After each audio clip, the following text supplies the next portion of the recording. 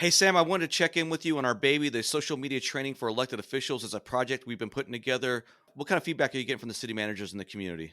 The biggest pain point is actually the elected officials and how they're responding to social media versus, maybe even the keyboard warriors themselves. Like the elected officials desperately need to understand how to take this stuff in context. That's the brilliance of your training is showing the elected officials how they can control their response and how that can have a positive or negative impact on the organization based on that response. 100%. One other learning I have that I want to share is I've had a few city managers ask, well, can I preview the training? Can I come to the training before I send my elected officials? Because, some of you don't know me and may not trust me. Totally fine, right? So it's only $99 if you sign up through civysocial.com/AAME, Joe's special link, and you can come check it out. And you're like, oh, yep, this is exactly what my electeds need. Then you can send them off and get them reprogrammed and take that pain point, make it go away. If you're a city manager who has some social media keyboard warriors who are driving you insane and making you pull your hair out because your council is responding to it in such a negative way, you need to check out this new course by Sam Tolles at Civi Social.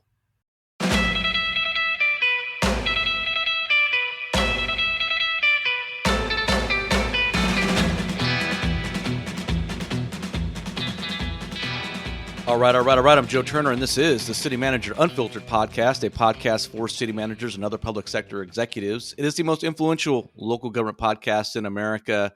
And with me today is Christopher Gilbert. He is the township administrator for the Springfield Township in Ohio, just north of Cincinnati. And we are going to talk about his consulting venture that he's launched a couple months ago. But before we get into that, Chris, why don't you introduce yourself and we'll jump right into it. Yeah, thanks, Joe. I appreciate it. Thanks for having me on. My name, as Joe indicated, is Chris Gilbert. I am the administrator for Springfield Township in Hamilton County, Ohio. And why I use the county is because a lot of people may not realize, but there are 11 different Springfield Townships in Ohio. Not to What? mention, yeah, exactly. Wait, seriously? Yes. That's how you guys roll out there in Ohio? You got the same township names? Hey, I have no idea how that happened. Obviously we were created, we were established back in 1795, and I guess Springfield was a very popular name for townships back then. And not to mention, there's a city of Springfield, which became notorious over the past year or so. So yeah, I think it's important that I say Hamilton County because almost every day we get inquiries from people looking for things from a different Springfield township. What the hell is going on in Ohio? I didn't even dawn on me. I know, now that you mentioned it, I know there's a Springfield city and a Springfield Township, and I thought, okay, whatever. But there's 11 different Springfield Townships? There are, absolutely. Hey, if I could explain it, I would. I cannot, other than just keep saying Hamilton County.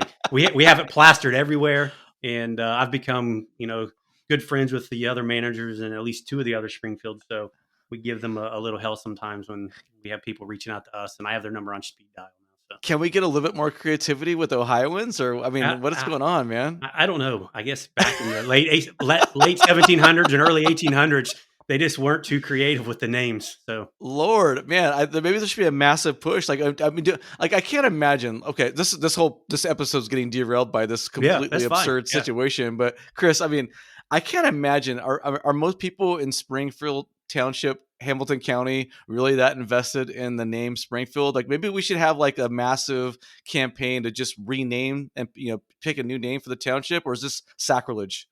I don't think it is sacrilege, and I think I would agree with that, and I would love to change the name. I just haven't, voluntarily put that out there and taken on that brain damage. So I've put that on your bucket list, brother. That might be. Do you want to leave a mark?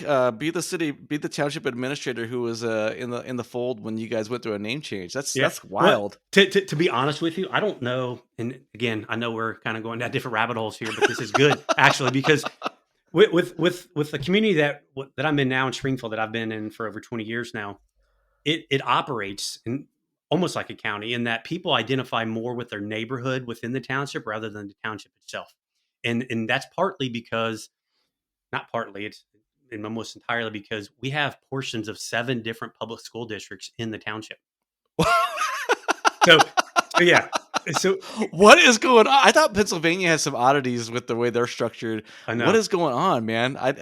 Gosh. So with the idea that there's 11 other Springfield 7 school districts in one town. Now they're not entirely encompassed within our town. Sure. No, I understand. Come in and out, but yeah, we have we have portions of 7 different public school districts, and we also have several different parochial schools as well. So my point is, in townships in Ohio too, you have state routes and county routes that the township is responsible for maintaining. So I bring that up to say that, let's say you live in a particular neighborhood in the township and you send your kids to one of the school districts, but you live on a county road. Well, you see a county snowplow or a county truck out in front of your house. You send your kids to a school district that has no name affiliation with Springfield Township. You don't know where the hell you live.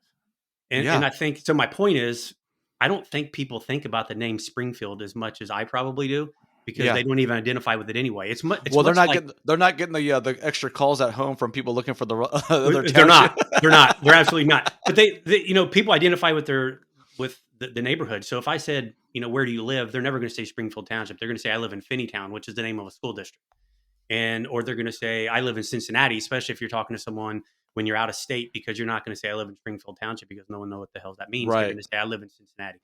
So I think for us, the name, yes, can be sort of a pain sometimes when you're trying to differentiate yourselves with the other 10 in the state. But my residents, I don't think about it that much. I feel like there's a who day joke in here. Who day? Where do they live? Yeah.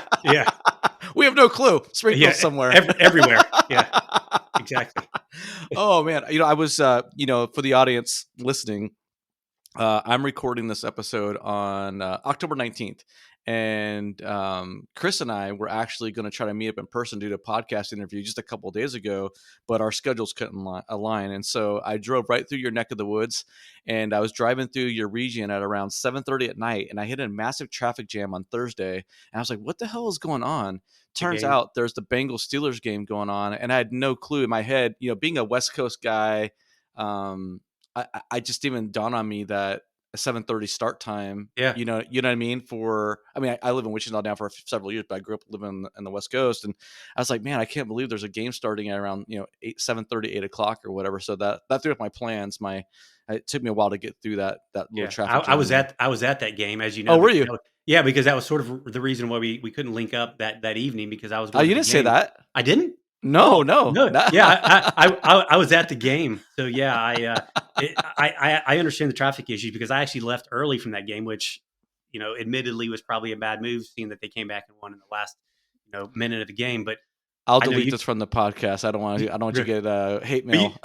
You could get stuck in the parking lot for over an hour and a half, and I did not want to do that. So I got out. The way it's positioned down there, because I as I've shared before, man, this is a really rambling intro. Whole thing got derailed, Chris, but I'm gonna go with it anyway. Yeah. So back in May, I was in Cincinnati and I posted about it, and I really liked it. And it's interesting because it's right up against the river there, so you are kind of boxed in as far as your ingress egress out of there, right, when it comes to a game. Yeah, you have to be pretty tactical about your exit strategy. A lot of walking. I'd be walking, I think it might be easier. Yeah. Oh man. So Chris, man, we really got derailed here, but I'm glad we had that little conversation, because I had no clue about 11 Springfields, and that's pretty bizarre. But let's talk about the real reason why we're here, which is your launch of Municipal Hospitality Consulting. And I wanted to kind of go down what that process was, why you decided to launch your own consulting firm as a current township administrator here a few months ago in June, what that thought process was. Then we'll talk about what municipal hospitality is and how you define it. And we're going to talk about, I guess, in the final part of the episode, a little bit more about, well, how do you take all this information and implement it and inculcate it within your organization ethos or culture? Okay. So you've been with the township now for over 20 years. I think you've been in the administrator role, I think, for close to 8 or something like that. So you've been with the same organization for a long time. You must feel pretty secure, pretty stable. You're one of the fortunate few to have been in the same place for such a long period of time. Walk us through the evolution of going from the township administrator role with about 8 years of experience to launching your own consulting. Yeah.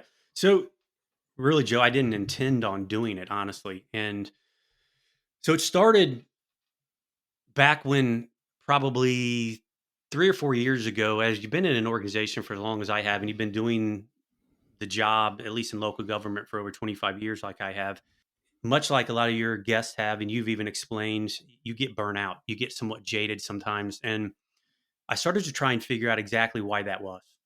I've always been a huge not advocate, but just a fan of hospitality in general. I would consider myself a foodie. I love to go out to dinner and experience great environments where incredible food and good service.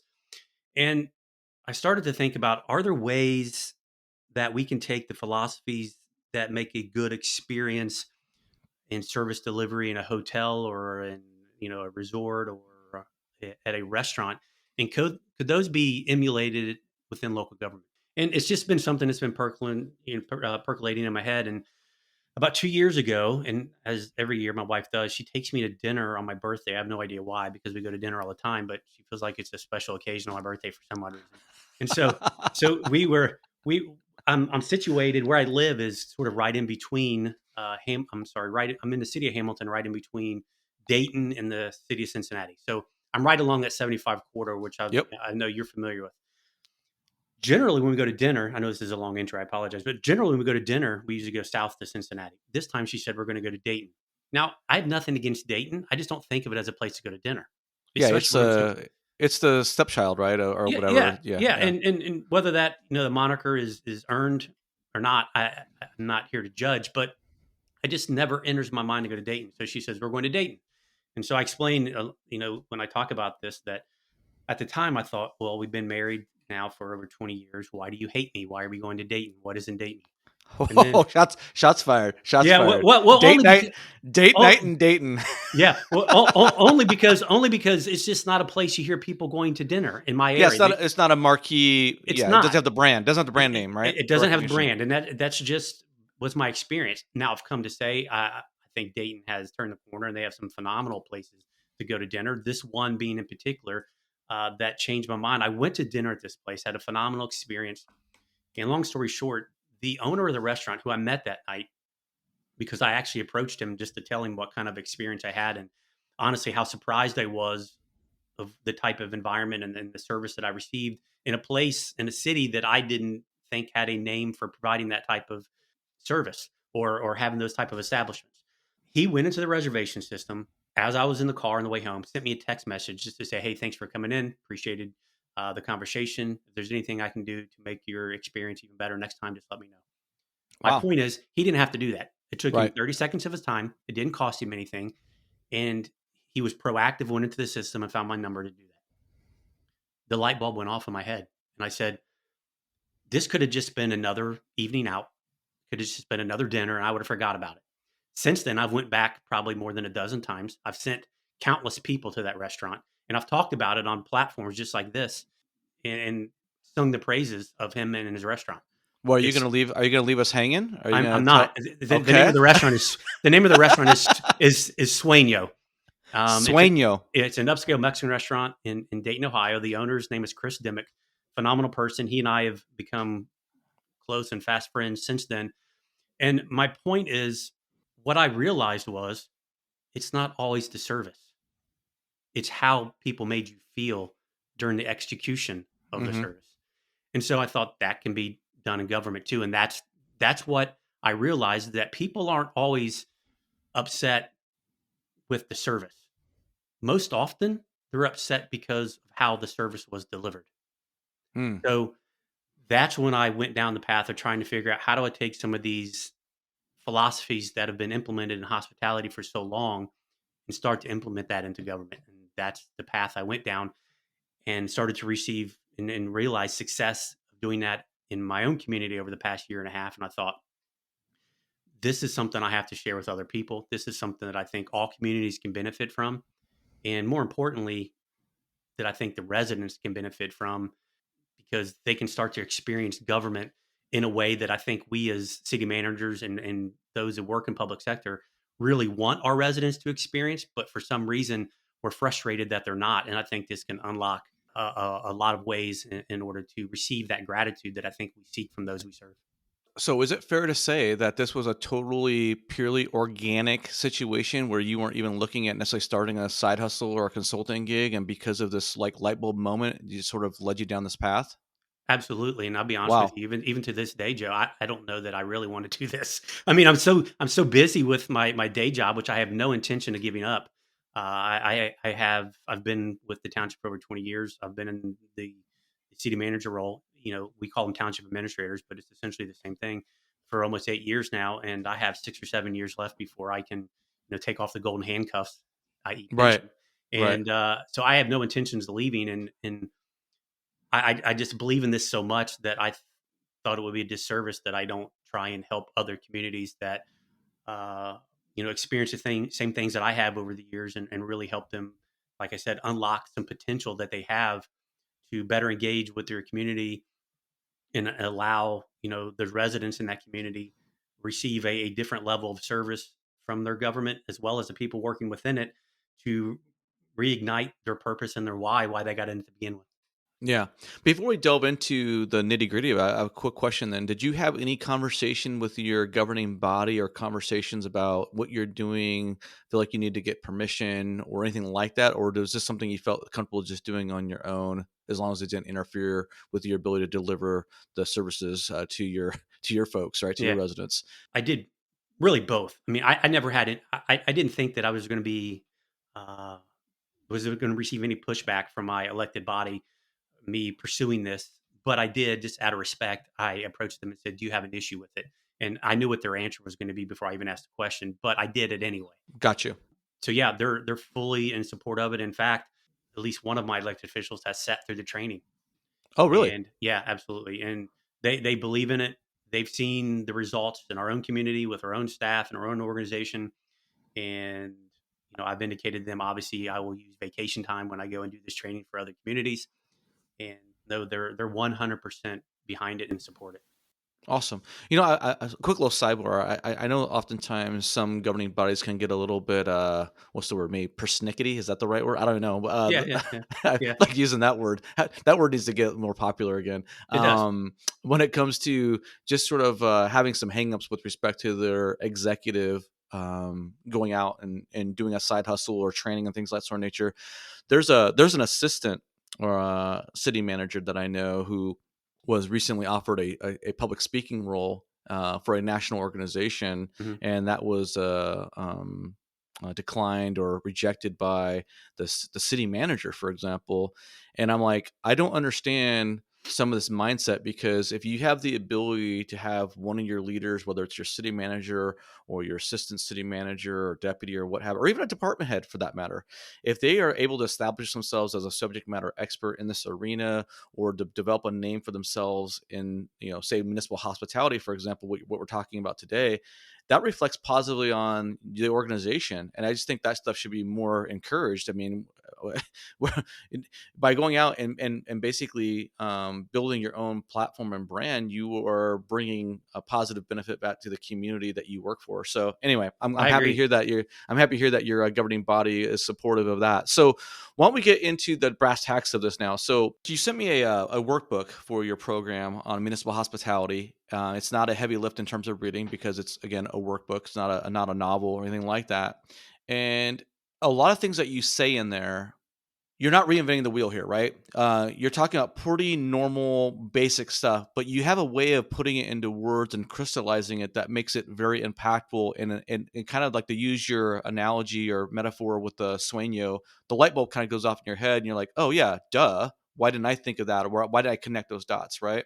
And so when I was reading your workbook and going through it, the thing that stood out to me the most was a statement that you read, or that you wrote, and I might be paraphrasing it instead of quoting it exactly, but you said something to the effect of, quote, when residents feel cared for, they become more supportive and trusting of their government. And I thought that that was a huge takeaway, because the natural extension of that was, you also talked about how when residents have a positive perception of the organization, you are effectively creating ambassadors for that organization. And I thought there were some interesting parallels between that and what Sam Tolles talks about in terms of his social media training and trying to create people who are going to be your advocates and your boosters. So can you just touch on that component about when residents feel cared for, they become more supportive and trusting of their government? Because I think that's the overarching thesis of everything you're doing. Yeah, absolutely. And I think you're spot on and pulling that out of the workbook. And as you mentioned, this is not, we're not splitting the atom here. These are all things that I think people intuitively know in the back of their head. Sometimes they either, one, don't think about it in the moment when they have an opportunity to provide that level of service for the people that they're interacting with. But what I mean by that statement that you just read is that residents want to establish an emotional connection with the people that are there to serve them. And with that emotional connection creates relationships, and with relationships creates trust. That's the foundation of trust, is in a relationship. You Mm-hmm. can't establish a relationship unless you establish an emotional connection with someone on whatever that reason is. So that's what I mean, is that by not just providing a service in a purely transactional way, but going above and beyond and doing the ordinary thing in a very extraordinarily intentional way to make that service feel personal to the person receiving it, establishes that emotional connection with the person that's there to help them. And through that, then they establish a relationship, not only with that person, but with that organization. And therefore, then they're more likely to trust that organization. Too often in government, what I find is that we go out and ask for support before we've tried to really earn it. And especially when it comes to, hey, we need this new tax levy passed because we need Right. X, Y, or Z. So now we're going to start doing all these things in order to allow people to trust us or to establish that connection with them. It's too late at that point. That's like trying to buy home insurance when your house is on fire. You can't do it. So by allowing residents to understand that the people serving them are people just like them, that we're here, that we really truly care for them as a customer, because residents are customers. And I do that. And I use that word intentionally, even though I get pushback from other people in government that they're not customers. I absolutely believe they are. And we can get into that if you want to. But I truly believe that the emotional connection that you can establish with residents, customers, and those you serve is the foundation for creating relationships and therefore garnering trust from your community. Without the emotional connection, none of it works.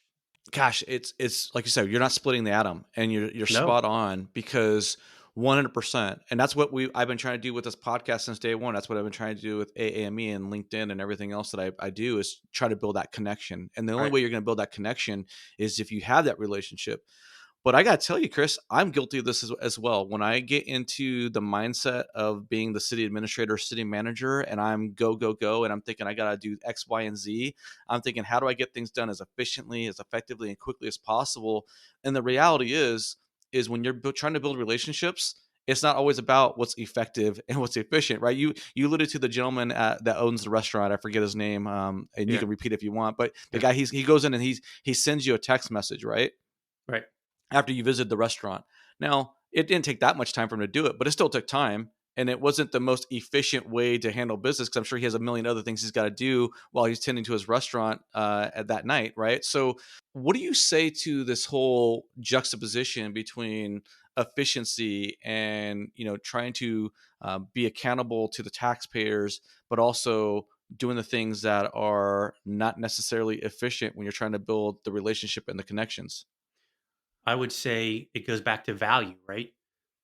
What value do you want your consumer of your services, your residents, to place in the services you provide? Now, don't get me wrong. There may be some people that says, I don't want to establish emotional connection. I just want you to fill the pothole as fast as possible and as cheap as possible. I get that. That's the truth of that. Yeah, I get No, it. Yep. I get that. But at the same time, when we talk about hospitality, it doesn't always mean extra. It doesn't even always mean you're going to take more time. Because in the course of a conversation that would have taken the same amount of time, whether you had hospitality on the forefront of your mind or not, you can still employ it. For example, if Joe Turner is my resident and I'm having a conversation about something and I know his name's Joe, well, I just use Joe throughout the course of the conversation. Right. If you want me to come out and take care of an issue, well, then don't you also want me to give you a proper timeline of when you think it's going to happen, and maybe even a follow-up call to say, hey, look, we took care of it. There's anything else I can do to help you? It takes 10 seconds. So I'm not talking about grandiose gestures here. I'm talking about just being very conscious about what people actually want. And it is always the experience, in my mind, will always trump the the cost of that experience, meaning people are looking for a more meaningful connection rather than efficiency. You can go to Starbucks, maybe not anymore. This is probably a bad example, but you can go to a coffee house and get a very, efficient, low cost cup of coffee. Or you can go to one that says, hey, here's your usual Joe great to see you. Say hi to your wife for me. Which one Right. are you going to go back to? Which one are you going to trust? And which one are you going to want to engage with more often? It's not going to be the former. It's going to be the latter. And I think that can be true of government too. So yes, is there an issue sometimes when you say, well, this isn't the most efficient way of doing it? Absolutely. But at the same time, I would say there are ways to make it more personal without necessarily making it less efficient or more costly. You mentioned the earlier part of your response about Mm, intentionality, and I wrote right, this down because I quoted it from your book, and I want to revisit this because I do think it's appropriate here, uh, and talk about efficiency versus the hospitality angle. You said hospitality is not about doing more; it is about doing the ordinary with extraordinary intentionality. And I thought that was a great line in the workbook because and I think many of our peers are guilty of this idea that, hey, blocking and tackling the fundamentals, we need to do more. Like we need to be doing something fancy over here. We need to be doing some new style of presentation or some new style of community engagement, or we got to be doing some new sort of marketing strategy. It's always got to be something super innovative and creative. We can get into technology in a little bit later on this podcast with AI and so forth and so on. But I think what you're saying is oftentimes we are so, I guess, absent-minded when it comes to the basic fundamentals of blocking and tackling and providing excellent customer service and hospitality, that if we just did that well, we'd be crushing it overwhelmingly and wouldn't really need to rely on some of these other, I don't want to call them gimmicks, I don't want to call them that, right? But I think too often we feel as managers and even department heads that we somehow got to go we got to move mountains in order to be special, right? And what you're right. saying is, no, you don't need to be special by doing anything extraordinary. You just got to do the ordinary extraordinarily well. Exactly. And that's what I've found is that,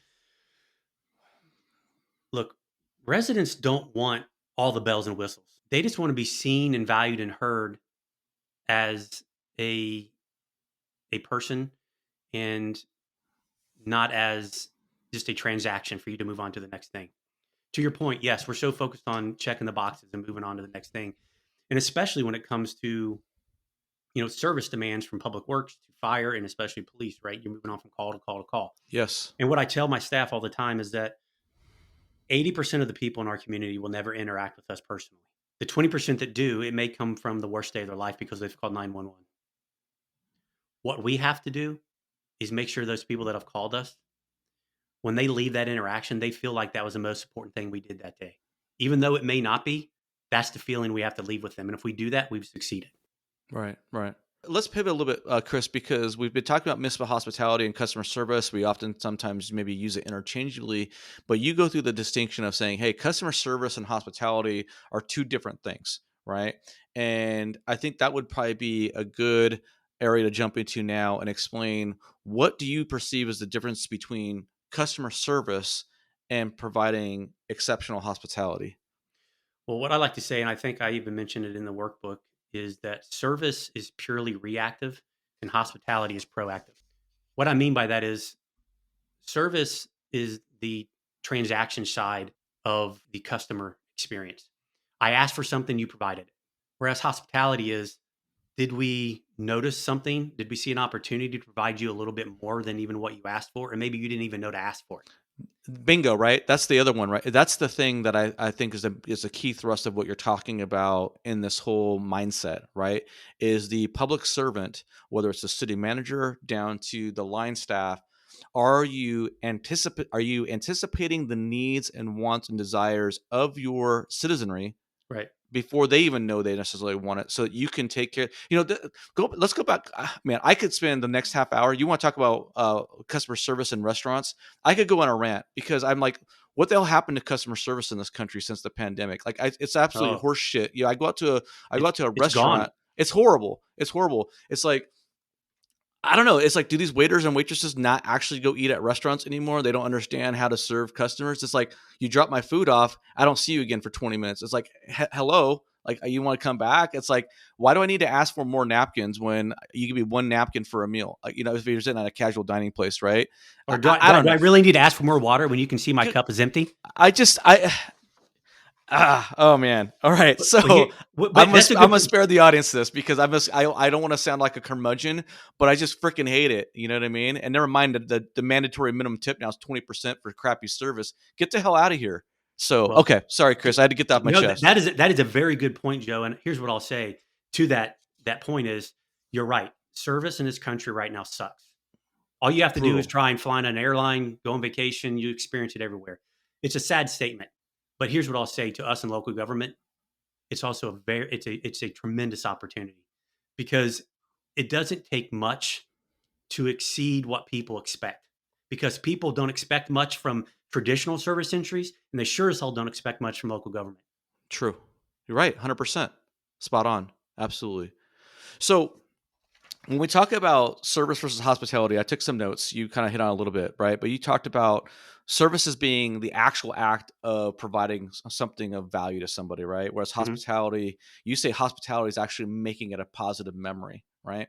And that's a huge distinction because there's a difference between coming in and paying your utility bill and being in and out, right? In say 60 seconds versus coming in, paying your utility bill and having some sort of personal interaction with the clerk or about their dog or about your pet or something like that, right? So that's about Yeah, that memory and the connection. And then the other thing I think for that you make very interesting, the way to kind of describe it for the city managers and other folks who are listening to the podcast is when you talk about service being transactional and hospitality being relational, you say that service is often in the context of a monologue, a one-way conversation, right? That's whereas a hospitality type event, think dialogue, the interaction between two peoples or two entities that are actually connecting. There goes that word again, right? And having a conversation or having some sort of interaction between two individuals or entities that are going back and forth, right? That's the intentionality of it. absolutely. The dialogue part is trying to understand and be a little curious in that interaction to what does this person actually need from me in this moment? I know what they're asking for, but with just a few follow-up questions, maybe what they're asking for isn't actually what they need, or maybe there's also a need beneath the need. Because too often, what I find when people are frustrated with government, at least in my experience, is that a lot of times it has nothing to do with the issue at hand. It has something to do with something that happened to their brother 15 years ago when they interacted with us. So I think it's incumbent upon us to really try and establish a dialogue with the people we're serving to understand why is it that you're actually asking for this? Is this really what you want? And if so, great. But if not, let's really get to the root of really what the issue is so that we can solve it rather than you walking away from this interaction frustrated Or having to come back a or week having to later come back. because So you talk right. about efficiency. I would argue Yeah. that hospitality is a way maybe to be more efficient It's a because great point. it reduces sort of, to use this word, probably in the The- wrong context, but sort of recidivism of people coming back right. to ask for additional service or follow up service. Yeah, that's a brilliant point, Chris, because how often have we all in our own personal lives interacted with a bureaucrat in some capacity, got sort of the minimal engagement or just enough to sort of the basic answer the question, or but that's superficial, right? One layer deep. And then you realize, oh no, I had a couple other follow-up questions, but if this person would have actually been thoughtful and thought about my situation and been anticipatory of what I need, I could have had this issue mitigated then and not have to come back, right? That's great. Great Exactly. point. Great point. And this kind of goes to another point you mentioned in the book. You said hospitality exists when something happens for you, not to you. And too often in government, citizens, they feel like something's happening to them, and often maybe not the best thing that's happening to them, right? At that moment or that day or that point in time. Absolutely. I started my career in code enforcement. Uh-oh. And yeah. So, I've experienced that probably as much as anyone can in government. If you've been in code enforcement, you know that your entire day you feel like you're doing stuff to people rather than for them. But I think engaging in a personal way with the people, even if you're serving sort of a citation, you can start to explain to them, this is why we do this. I understand that you're not in compliance, but why aren't you in compliance? Is there something I can help you with, help you gain compliance with our regulation, our policy? And they can start to understand that you're doing something not only for them, but for the community, rather than just serving a citation, putting it on the door and walking away. Yeah. That too often in government, as you mentioned, people automatically feel like we're there to do something to them, right? It's exactly what Ronald Reagan said the 9 most terrifying words in the English language are. From the government, I'm here to help, right? Yeah, exactly. And I think through hospitality and through trying to establish this personal connection with people, we can flip that. Yeah. Yeah. So I don't know what the percentage breakdown of my audience are city managers, assistant city managers, department heads who are aspiring to be city managers, right? But what's very important for anyone who's in government to take away from this is that no matter where you are at your level of government, no matter what role you have, you can implement the practices and principles that Chris is talking about when it comes to municipal hospitality at every level of government. And you don't need your department head to tell you as a management analyst to do X, Y, or Z to exhibit hospitality.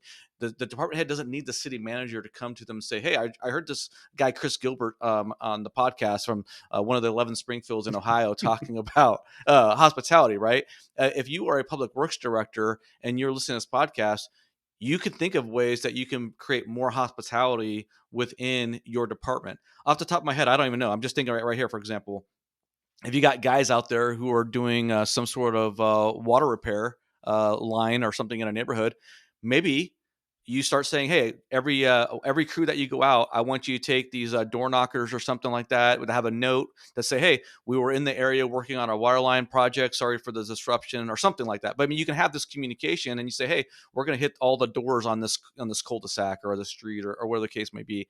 There's all these different things that you can do from a hospitality perspective.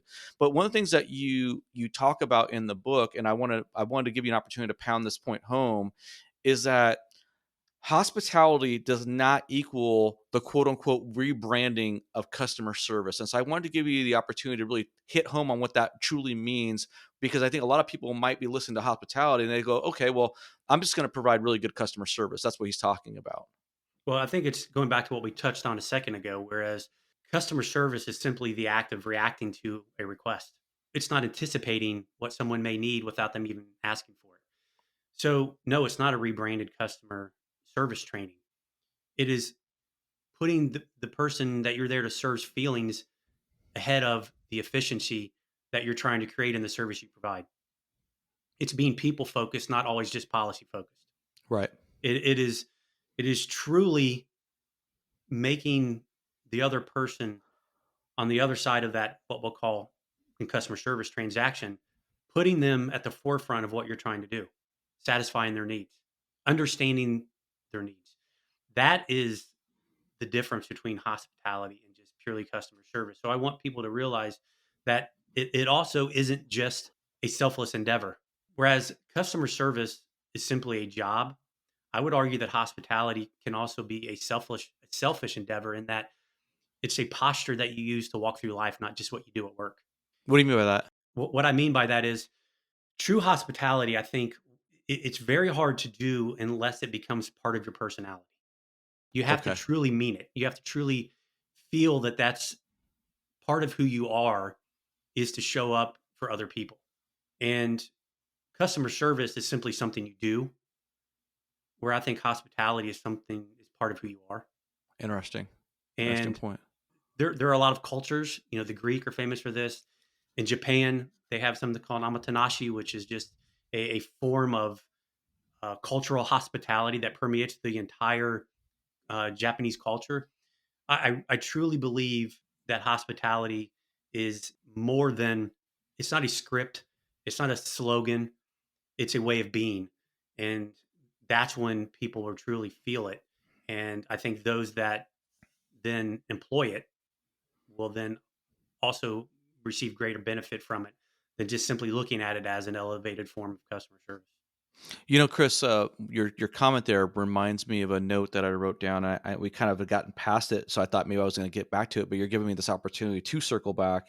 And once again, we're talking about this connection, the importance of connection with that anticipatory sort of experience, and trying to serve the ethos, right? Who you are as a person. Are you inculcating this idea of hospitality in every aspect of your being, so you can truly communicate and deliver that experience, right? That experience to your residents.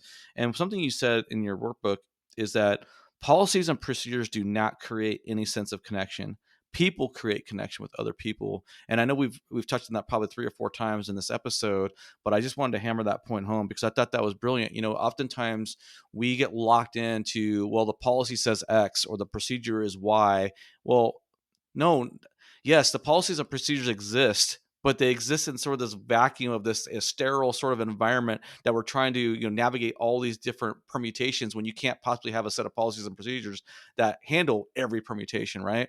And so it's like you got to remind yourself as a human being that while these policies and procedures exist for a reason, there has to be some sort of individual level of autonomy for you to use your brain and common sense to serve the people who are paying the bills to keep the lights on at City Hall.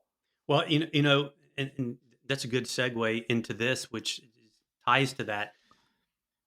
Look, I say this, and sometimes it come across as very controversial, but what I mean when I say it, and I'll explain, is I say people pay taxes voluntarily. I'm not a CPA. I'm not giving you tax advice. I'm not trying to get you in trouble with the IRS. But what I'm saying is, what I mean by that, if I can explain, is that people voluntarily choose where to live. No differently than my wife voluntarily took me to Dayton to eat at that restaurant, right? Sueños. Sueño, yeah, Sueños. means dream in Spain in Spanish. But she voluntarily took me to that restaurant. People voluntarily choose where they live, and most often, it's an emotional decision. Very rarely where people choose to live is a financial decision. Or always a rational one, right? Exactly. I can tell you this: when we bought my house, my wife, for her, it sure as hell was not a financial decision or a rational one. When I showed her the house, she left and she said, "I don't care what you have to do. I want that house." That was an emotional statement. It wasn't because she wanted to live in one of the 11 Springfields. That wasn't the reason. It may have been. I didn't ask. It may actually have been. But my point is, it absolutely was an emotional decision. So that's what we as public administrators have to realize, is that people live in our communities for largely emotional reasons. They didn't move there because we have great policies and fantastic regulations, and we have a phenomenal police and fire department. Now, they may leave if those things are terrible after they've lived there for so long and they've received horrible service, or they realize it's unsafe, or that we're not, providing value for the largest investment they made in their life, which is their house, because we don't have those things. But they didn't make the decision initially based on that. They made it on emotional grounds. So why don't we tap into that and make sure that we allow them to then voluntarily keep choosing us every year they decide to stay there, and every year they decide to pay taxes because they've decided to stay there. No differently than I had to go, I voluntarily chose the restaurant, but once I ate the meal, I received the hospitality, the service, I had to pay the bill, the taxes, right? Yeah. That's no different. There's so many parallels between a restaurant and local government. Once you see it, you can't unsee it anymore. We as public servants, we're no different than the waiter. Exactly the same situation. The waiter is providing exceptional hospitality, so he gets the tip at the end of the meal, right? Right. Our tip happens at the ballot box when they're there to support us. We need to increase taxes. Interesting comparison there. I think this is a nice opportunity to segue into the technology aspect of the conversation that you talked about in the workbook, because we've talked about customer service, we've talked about the importance of creating a sense of connection. We've also talked about efficiency and technology nowadays, especially with AI, which you talk about quite a bit in your workbook, is becoming obviously more and more of a thing, right? It's becoming more and more of a topic of discussion. And you have this battle between relational connections, which are generally speaking more time consuming. They take effort. You have to be intentional. They take work, right? You don't just get to go through marriage and be married and not to put the work in, right? Relationships require work. Yes. And whereas technology is often predicated on this idea of being efficient and what have you. And you had this interesting comment in your book that I thought was really noteworthy that I wanted to talk about. You said, most successful local governments in the AI era won't be the ones that automate the most. It will be the ones that preserve and promote humanity the best. Again, that connection aspect of it, right? You say the question is more about not what can we automate, but where do we want to stay human? Can you riff on that for a little bit? Yeah, absolutely. Every time I open my email or I scroll through LinkedIn, all I see is comments about AI training and how AI can make us more efficient, and how AI can do this for us and how AI can do this for our organization. Rarely what you read is, how does this improve the customer experience? And I'm not going to say it doesn't. It can. Well, My I argument, think the implicit, so if I can step on you there, Chris, and yeah, I'm just, I would say the implicit argument is that by government being more efficient and effective, where it's economical with the money, saving taxpayers money and getting the services delivered faster, that's the win, right? But that's, to you, that's a sort of a single dimensional approach to the issue. it absolutely is. Because again, while it may be efficient and it may make our jobs easier, how is that experience for the customer? And AI is great. Automation can be fantastic as long as it saves us time, makes us more efficient, and we use that time we've saved and the efficiencies gained to provide a better experience for our customer. So it's possible. I'm not saying that technology is bad. Right. I'm just saying that how we deploy it and how we utilize it, let's be clear of the intention. How many of us has called a place and said, I just wish I could get a human on the phone to answer this nuanced question I have? Right. Do you like calling and getting, hey, please listen carefully, our menu options have changed, even though we know they've never changed? So I don't know why they say that. Have they ever changed? They haven't changed for 20 years. Yeah. Yeah. So I don't why is that even on there? But I never want our residents to call up and never be able to talk to someone. Joe, I use stories and analogies all the time to explain points in the book and also in the trainings that I do. And as it relates to technology and the experience, I recently moved my daughter into an apartment and I had to sign her up for both Wi-Fi and then also utilities. Two completely different experiences. I called her, sign her up for Wi-Fi. Someone answered the phone, said, "What do you need?" I don't think you need that higher service. I think if it's just her in the apartment, you do this lower service. I'll sign you up. I took care of everything with the phone here. You don't have to go online and do anything unless you want to and set up auto pay. But everything is taken care of. Anything else I need for you, just let me know. And then the call is over in about 15 minutes. Conversely, I call to sign up for utilities. All I could get is some chatbot asking me the same standard questions that was programmed to ask. It had nothing to do with what I was inquiring about. Then conversely said that the meter that I was trying to sign up didn't exist, even though I was staring at it as I was calling. And I never got anyone on the phone. I had to figure out, going through almost 2 hours of work on the computer trying to sign her up for her utilities. My point is this. Was it more efficient for the utility company to have that chatbot? I think to them, they probably thought it was. They didn't have anyone in the office that had to answer the phone and actually talk to anyone. But if I was going to give an endorsement for one or the other, I would go to the Wi-Fi company all day. Right. So my question is, what do you want your residents to say about your organization? What is your brand? Is that, yeah, they're very efficient, but you'll never be able to talk to them. I don't even know if anyone's even in the office. Right. Or do you want, no, I called them. Yeah, it took them a day to fill the pothole, but I talked to someone, they were very nice. They explained the process. They explained why they were going to be, a day late, or it may take them 3 days, but that's all I needed. I talked to someone, they heard me, they understood my issue, and they gave me a timeline in which it would be resolved. My point is, technology is fine, but only if you use it in the pursuit of allowing a more personal connection with the people that you're there to serve. Because Yeah. at the end of the day, every interaction you have with your residents is a vote for or against your brand. What do you want that vote to be? Excellent point. Excellent point. Chris, we got about 10 minutes left here, I guess, or so in the episode. Why don't you walk us through how an executive or department head, one, could take steps to be more intentional about the hospitality within the organization, and two, why don't you share a little bit more about how they can get in touch with you and your program and what it all entails? Within the organization, I truly believe that you should have a conversation both with your department head as well as your city manager about what you're trying to do, because too often in some communities, and while I haven't experienced this in mine, which is why I've been there for 21 years, and I understand that I'm an outlier, and I'm grateful every day for the opportunities and the rope that my board, my electeds give me. Maybe one day I'll hang myself with it, but I haven't yet. They give me a lot of rope. But I have so much gratitude for the environment in which I work that I don't have to worry about stepping on a ledge and doing things and being thrown under the bus. I know that's not the case for a lot of people that are working in a lot of agencies. So I would say, circling back to a comment you made earlier, you can lead, you can employ hospitality in your everyday interactions you have with residents, But I would have that conversation, because what you don't want to do is do something out of turn and have them throw you under the bus for it.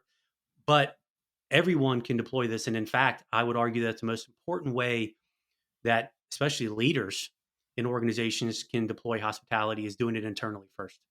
That's What the do you most mean by important. that? That's the most important part of the workbook and the training that I do, is to say that internal hospitality is the most important part of any organizational hospitality. Because if you look at the most successful hospitality organizations in the traditional hospitality sectors, they are ones that are employee first organizations, meaning I can't ask my staff to go out and provide a certain level of service to to our customers unless they receive that service from the employer, the organization first. How does a city manager and administrator demonstrate that sort of hospitality internally? Do you have conversations with your staff? Do you recognize them for the good work they do? Do you truly care about what's going on in their lives? Do you give them space to recognize each other? And do we hold each other accountable for our culture and our brand? There are three ways that we do it in my community. We hire for attitude, not just aptitude. We empower them, first of all, to provide this level of service, what we call municipal hospitality, to our customers. We empower them to do that. We give them the autonomy and the agency to do that. And then we recognize them when they do. So I think internally they have to feel like they're supported, they're trusted, and they're valued as a valuable team member. Then that care is going to be externalized when they care for your customer. You can't expect them to provide something that they've never felt internally themselves. Right. So Right. the internal side of hospitality has to come first. So how they do it? Just be a little more perceptive. Be in the moment. Try and anticipate what the needs are of the person you're there to serve. But most importantly, and I'll distill this entire hour conversation down to this: I could have created a one-page workbook and it could have had one sentence on it. And all it has to say is, every interaction you have, what you need to think about is, what feeling do I want to leave with this person after this interaction is over? If that's in the forefront of your mind every time you engage with a resident or customer, well, then the rest is going to take care of itself, hopefully. Yeah, it sort of says it all, right? Yeah. Because obviously, if you're leaving them with a good feeling, then that's going to be a great experience, and it's going to bode well for the organization in the long And it's haul. going to, and you're going to feel better about yourself too. Great Because point. again, hospitality isn't a selfless endeavor. It can be selfish as long as the other person is benefiting from it too. So why don't we take a second now to plug what you're doing specifically with your municipal hospitality consulting? Are you going out of state and traveling on site, or are these all virtual trainings? Why don't you walk us through what the options are for the city managers who are listening as far as Yeah. wanting to bring more hospitality to their organization? Thanks, Joe. At this point, it is all in-person training. It is a 4-hour training that I do, half-day trainings. A lot of entities have asked me to come and actually do back-to-back trainings because they wanted to get all their employees at one time. But it's not virtual yet. As I've talked with you, I think offline a little bit, Joe, I'm in conversation with Sam Tolles of Civi Social, and we're trying to figure out a way to work together because I think there's a lot of parallels there. Yeah. So whether or not we come up with some virtual training, we're not sure yet, but there is a conversation there. So stay tuned with that. But for myself, currently, it is a 4-hour training, and I do it on site. And you can get in contact with me at my website at municipalhospitality.com or email at cg@municipalhospitality.com. Yeah, I'll put the links to that in the show notes for the audience. And you're not, I assume you're not flying out of state though to do a half day training, are you? Are you willing to do that? Or are you trying to, that could be a little bit intensive, I would think, no? No, I am. I will. Okay. And Okay. I plan to the first quarter of next year. So my first quarter of next year is starting to fill up with requests. I've already worked with several cities here locally, some as far as 3.5, 4 hours away. So Okay. I do overnight trips to provide these to communities. But I find that what happens most often is because they can't get all their employees in one location at one time. They tend to stagger, and I usually end up doing a 4-hour training one day and maybe another 4-hour training the next day, or I Got you. do back to back 4-hour trainings in one day. Got you. Also, to all the city managers listening, right? He's one of us. He's a peer. He's a colleague. Do him a solid. Inquire about his services, but also don't be afraid to share the word with other communities in your area to see if you can team up or join up to make it more efficient for you guys as well as for him when it comes to multiple clients in one spot to justify the travel. Okay, because he does have to take his vacation time for these trips, right? So, hey, Chris. Really great to have you on the program. Do you have any final words or comments before we wrap it up? No, I would say that I think a way for us as city managers to get over the jadedness that we feel, to start feeling good about what we do again. Let's take the opportunity that we have and turn those everyday interactions we have into moments that matter both for us and for those that we serve. And I'm going to come back to just the point that I made at the very beginning of our discussion on this topic, Chris, and that is the significance of excellent hospitality, creating these memorable experiences, how these experiences create trust in our government, and how that trust also creates or builds the sense of belief in the competency of our government, right? And right now, local government at all levels, but especially local governments, are becoming increasingly more under attack.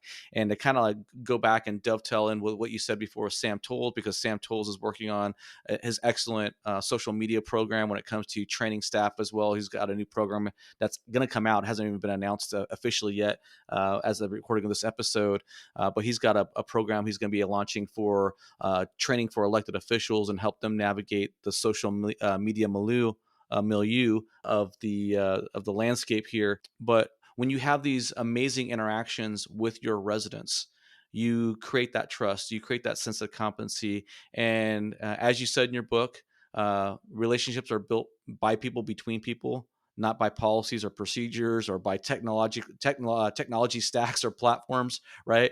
And so at the end of the day, if we want to create a sense of connection within our government and our communities, then we need to be more intentional as people in these relationships that we're building. So on that note, we'll wrap up this interview with Christopher Gilbert. He is the owner of Municipal Hospitality Advisors, and he's the township administrator for Springfield Township in Hamilton County, Ohio, just north of Cincinnati. So thank you very much, Chris. I'm Joe Turner. This is the City Manager Unfiltered podcast, a podcast for city managers and other public sector executives. If you like the content, please hit that follow, subscribe button, or leave a rating and review on your platform of choice. Catch you next week.